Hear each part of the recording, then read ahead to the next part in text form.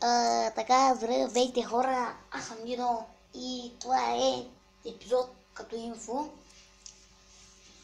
Като инфо ще и защо не снимам.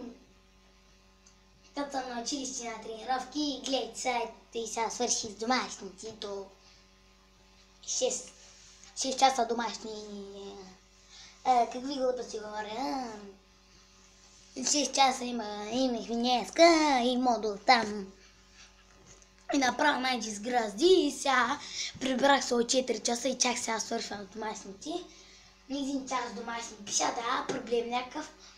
Нямате проблем, добре. Говоря сам. Но говоря на вас, не знам. Не знаете със сигурност. Та иде. За това не качвам, защото гледайте кога свършим на 4 часа. Бахте новото домашни дат. И за това е. И иначе имам такова.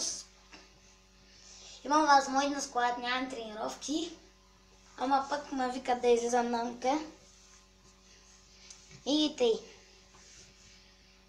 До и сега се обличах. Това ще бъде като цяло. Довиждане от мене. Чао! Много и здраве!